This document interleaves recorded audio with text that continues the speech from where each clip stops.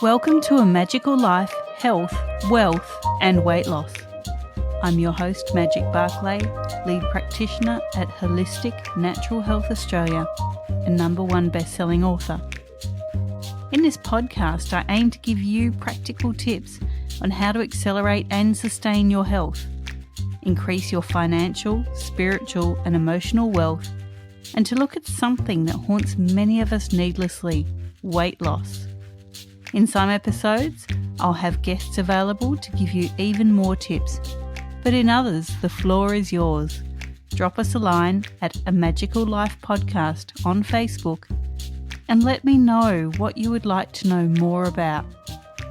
Now, sit back and enjoy, because it is time for you to create and truly discover a magical life. Welcome back to A Magical Life. I'm your host, Magic Barclay. Today, Sam Thiara rejoins us. If you haven't heard Sam, listen to our previous episode 226 and he will share his wisdom. But for this episode, Sam, an amazing journey to retrace your roots, your historical connections. Please explain. It was a beautiful journey, and the way I can best describe it is the fact that I think sometimes we go through life in autopilot. So think of it this way. I'm a British-born Canadian with parents from Fiji and grandfathers from India. And oftentimes, visibly, if you were to look at me, you would say, okay, and I get this asked often, what part of India are you from? And I look at them and I said, I was born in England, raised in Canada. And then their reply back is, no, your parents, what part of India are they from? And I said, well, my parents actually come from Fiji Islands, which is actually near Australia. And they look at me going, wait, are you Indian? I'm like, well, my grandparents are Indian. And then others who look at me will be like, nah, you're not Indian, you're Canadian, whatever that might mean. So I've always struggled with this idea of identity. And part of it is the fact that we also had lost our ancestral roots back in India because my grandfather left India in 1905, landed in Fiji, and that's where my father was born, got married to my mom, and then moved to England where I was born, and then we moved to Canada. So we were quite removed from India because that became a part of my life, but not a part that I really embraced, because being Canadian, here in Canada, we play hockey, we, eat hot dogs, we skin our knees, we bleed maple syrup. That's what I'm a Canadian. Thought to myself, I think there's a need for me to venture out and explore a part of me that I had sort of pushed aside, never really embraced. So I decided I'm going to head to India, and I didn't know too much about India at this point. Here, think of it this way. I am a foreigner going to a land that shouldn't be foreign to me. And what I had in my possession was a single faded photograph, 3.5 inches by 3.5 inches, faded, which were people from our village, my grandfather's house. So I'm going to search for a needle in a haystack, but not knowing exactly where the haystack was. The fascinating part about this was the noise. People were like, you're not going to find a village. You're maybe not going to have a good reception. Why are you even looking for this? But it was important to me to search for this village because of the fact that, nobody really could connect us back to our ancestral roots in India. The picture was actually from my uncle, who had gone many years ago and took this picture, but he passed away before that information was derived of where our ancestral roots are. So I headed off to India. No matter what anyone tells you, I don't think you will ever be prepared for the experience in India. So anyways, arrived in India with my wife. We started, sightseeing or visiting. But part of me was this journey to find the ancestral roots with this faded photograph. It was also about this identity piece. And I remember about 10 days into the trip, exploring India and embracing what it holds, the magnificence or the injustices that you see with the poverty and the magnificent structures. I just remember prior to India, my life was what we would call a thali. A thali is an Indian platter with segmented dishes. And I'm British, Indian, Canadian, and Fijian. Each of those were unique and distinct. But I remember waking up at 4 in the morning, probably around the 10th day, and I had an epiphany. I realized I'm doing this all wrong. I had segmented my life into these various cultural bowls, but actually, rather than a thali, my life is khichdi. And what khichdi is this Indian rice dish, which ultimately you go to your fridge, you pull out vegetables, you get your spices, you mix it in with the rice, and it all becomes a blend of flavors. So I realized that instead of a thali, my life is khichdi. It's a blend of flavors. And it helped me to realize my identity is a blend of cultures, and I don't have to make them unique and distinct. It also helped me realize that I went to India to search for my Indian roots or my Indian identity. You know what? I was always Indian, but I just needed to go there to realize I'm khichdi and that I'm a blend of all these flavors. That was only part of the journey.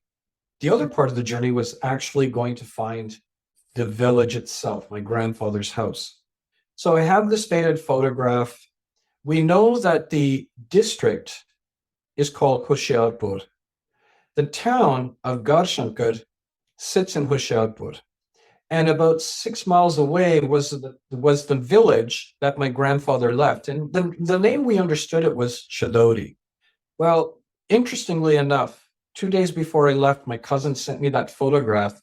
A step cousin in Fiji, a day before I left, said he made it to Garshankar, the town, but he said, I never found the village, but the village name is Janodi. So I thought Chadodi, Janodi. Now, I looked on Google Maps and etc., and 6 miles away from Garshankar, the town, was a village named Jandoli. 6 miles, that's what we understood, 5-6 miles away. Chadodi, Jandoli. And I asked my father, I said, do you think this might be the place? And he said, maybe that's what the name is. It's 6 miles away. That's what we understood. So with this photograph in hand, we drove to Jandoli, met some people in a courtyard. They were having their chai and, enjoying the beautiful day. Think of it as someone showing up to your house with a photograph saying, are you part of my family? And that's what we basically had done. And they looked at the photograph and again, they said, well, you know what? We'll get the village elder. So the village elder came and he looked at the photograph. He said, well, I don't know about the house, but there's a gentleman in the back of the photograph. He looks like so-and-so. So this elder got into our vehicle and now the anticipation is building. I'm actually maybe going to find my grandfather's house and my ancestral roots. We drive to a house and the elder gets out with the photograph, talks to someone, and I'm looking at their facial expressions. And all of a sudden I see the person do a nod of disapproval. No, this isn't the right house. And I was like, oh. And then I heard him say, but I think it's this place. And I was like, okay, so now you get that anticipation back up again. And it's back on the hunt. So now we go to another house. And again, it's like, no, this isn't the right house, but I think it's in the old part. I said, okay, that makes sense. Maybe he left in 1905. Maybe there's an old part and that's where the house. Long and short of Jandoli is beautiful people, wrong village. What I love though, is when we came back to the courtyard, dejected, of course, that I didn't find our roots. And everybody there was in anticipation of like, oh my gosh, so, and then they saw the dejection on our face and our disappointment. And they said, look, it's okay. Why don't you come back tomorrow and just be a part of our family? Just come for dinner, stay with us if you have to, but just come and be a part of our family. And I thought, how beautiful was that? We drove back to our hotel and I phoned my father. I said, look, I really tried, but it didn't work out today. And my father said, look, just enjoy India. It's okay. You've done what no one else has done. Just go and have a good time. But I was persistent. I said, no, I've got to try this again. I said, forget what everyone has said. Let's just drive to Garshankar, the town, and talk to the locals. So we get to Garshankar, and again, it was the noise. Why are you looking for this village? You're not going to find your roots. And if you find the roots, you may not get a good reception. But the more we talked, eventually one person said, actually, wait, are you looking for Chidoti? And we said, yeah. He goes, I'm not sure exactly, but I think it's up the road this way. By now, I'm very guarded. And we get onto the road and we drive, and there's this old archway and an old man sitting at this archway. We ask him, so is this Chidoti? He said, yeah, this is Chidoti. So we show him the picture, and he looks at the picture, and this is like an 80-year-old gentleman with no glasses. And I'm thinking, there's no way he could even make out faces here.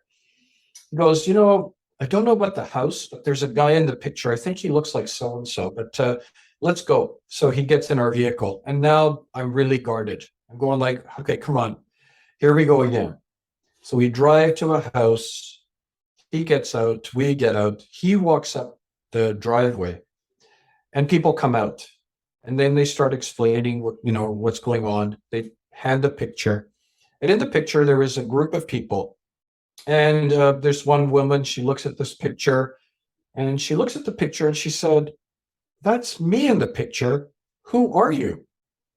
And I was like, wait. And I had to almost ask again, wait, that's you in the picture? And she said, yeah, that's me in the picture. Who are you? So I had to describe who I was. And all of a sudden, she just sort of embraced me. The tears started to flow. And I love what she said. She says, you're home. And I was now standing in front of my grandfather's older brother's family's residence. This is where my grandfather left. And it was amazing because it was like all of a sudden, all of this work and effort that you put forward and this persistence and a not give up attitude. I think I went there with this attitude of I really wanted to do this, and I went with Ziploc bags. So I went into the fields, I scooped up dirt, and I brought that home for my father and my other relatives who have never been to India as a way to reconnect us to our roots. And I found that that's why I wrote this as a memoir called Lost and Found, Seeking the Past and Finding Myself. The village was lost. My identity, I felt, was lost. Found, so lost and found. Seeking the past. I went to seek out the past. And finding myself. I think that's what the essence of this story has become, which now I'm working on a screenplay. I figured, okay, let's not just end here.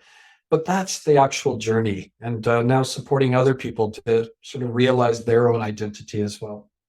That's a fantastic story, Sam. And the reason I wanted you to share it was I believe we all have an identity, a deep identity that we become disconnected from.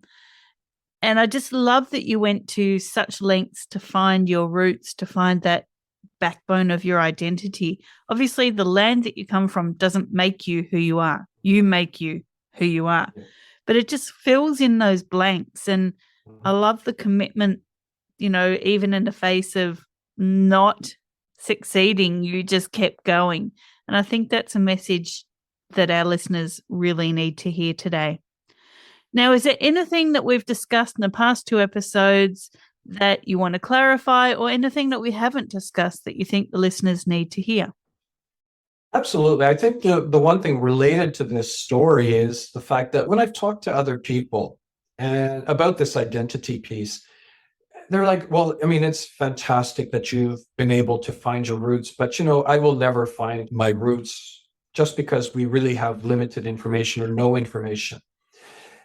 For example, I had a gentleman who is Italian, and he just said, Jad, we have no records, and I don't know where to start out. All I know is our ancestral roots come from Sicily. And I said, okay, did you go to Sicily? And he said, yeah, I went to Sicily, and, but yeah, we don't know the house, we don't know the town or wherever. I said, but when you were in Sicily, did you feel a connection to this place more so like that it just drew you there, like a connection, that there was a belongingness? And he said, oh yeah, no, that did happen. I felt really like there was a connectedness. I said, you did the exact same thing as I did, except my journey went in one direction, yours went in a different direction. So for any of the listeners out there, it doesn't have to be the exact pinpoint location. anywhere we travel in the world, and this has happened in numerous places where I've been, where there's this connection, is be open to the experience, be open to the place, be open to the people. And if you feel that there's a connection, then there's something that resonates and that matters. Go and travel and explore and go with a curious mind. And you'd be amazed at what you gather, but also what you impart on other people. And I think what was really important is in my book, when I wrote it, there was a quote that I have that I think just really captures the essence of it. Travel isn't always pretty. It isn't always comfortable. Sometimes it hurts. It even breaks your heart. But that's okay. The journey changes you. It should change you. It leaves marks on your memory, on your consciousness, on your heart, and on your body. You take something with you. Hopefully, you leave something good behind. And that was by Anthony Bourdain.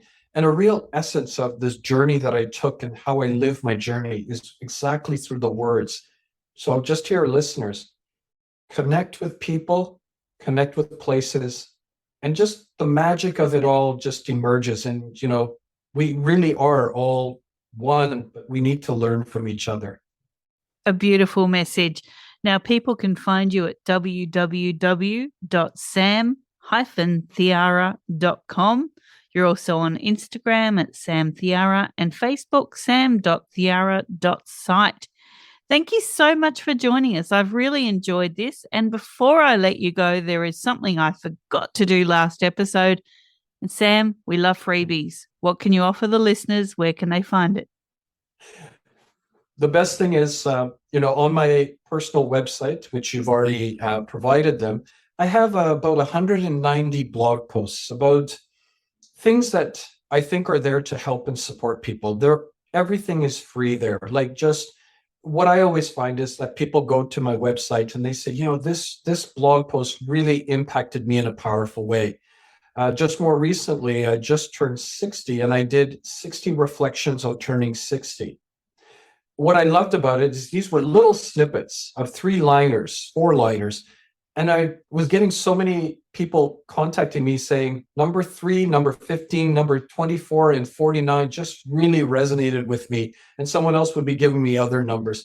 So again, as a freebie or as anything, my life is all about sharing. It's about giving. I've been given much, but the idea is I'm not allowed to hold on to it. So visit the website. There's about 190 blog posts. Maybe there's something there that you might need. The other thing is my 2 TEDx speeches. They're done and they are there, again, to help and support a person's personal and professional development. Very generous. Thank you so much. Sam, thank you for your time. I've really enjoyed chatting with you. A real pleasure, and thank you for having me on your show. My pleasure. And listeners, of course, thank you for your time. This was your episode 227. Now, a quick request for you listeners. Please jump onto Apple Podcasts and give us a great review. We do love bringing you this content, and we would just love a little bit of support from you and a reach out, which I don't often do, to the team at the Full Moon Saloon in Woodend, Victoria, Australia.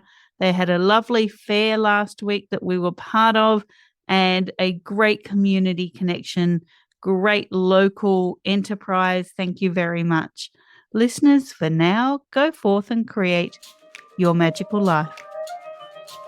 Thanks for listening today. Please subscribe to hear future episodes, leave a review, and share this podcast. You can follow us on Facebook at A Magical Life Podcast or at Holistic Natural Health Australia.